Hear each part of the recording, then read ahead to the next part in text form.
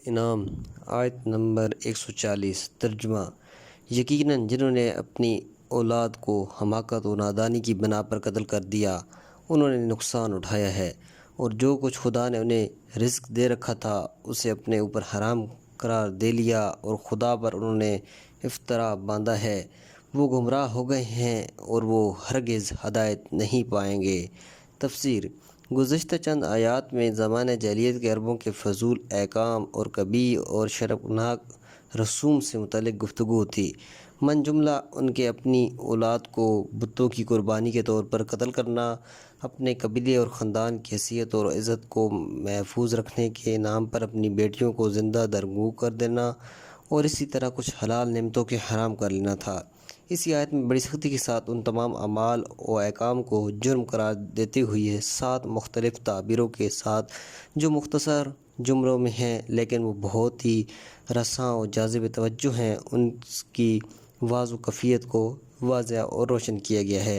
پہلے فرمایا گیا ہے وہ لوگ کہ جنہوں نے اپنی اولاد کو حماقت، بے وقوفی اور جہالت کی بنا پر قتل کیا ہے انہوں نے نقصان اور خسارہ اٹھایا ہے۔ وہ انسانی اور اخلاقی نظر سے بھی اور احساس کی نظر سے بھی اور اجتماعی و معاشرتی لحاظ سے بھی خسارے اور نقصان میں گرفتار ہوئے ہیں، اور سب سے زیادہ اور سب سے بڑھ کر انہوں نے دوسرے جہاں میں روحانی نقصان اٹھایا ہے۔ اس جملے میں ان کا یہ عمل اولاً ایک قسم کا خسارہ اور نقصان، اور اس کے بعد حماقت، کم عقلی اور بعد میں جاہلانہ کام کے طور پر متعارف ہوا ہے۔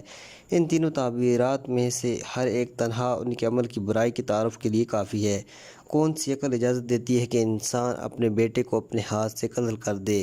اور کیا یہ حماقت اور بے وقوفی کی انتہا نہیں ہے کہ وہ اپنے اس عمل پر شرم نہ کرے بلکہ اس پر ایک قسم کا فخر کرے اور اسے عبادت شمار کرے؟ کون سا علم و دانش اس بات کی اجازت دیتا ہے کہ انسان ایسا عمل ایک سنت کے طور پر یا اپنے معاشرے میں قانون کے طور پر قبول کرے؟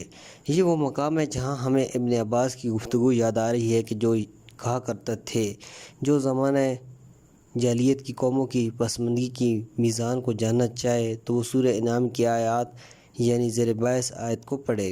اس کے بعد قرآن کہتا ہے انہوں نے اس چیز کو جو خدا نے انہیں روزی کے طور پر دی ہوئی تھی اور ان کے لیے اسے مباح و حلال قرار دیا تھا اپنے اوپر حرام قرار دے لیا، اور خدا پر انہوں نے افطرا باندھا کہ خدا نے انہیں حرام کیا ہے۔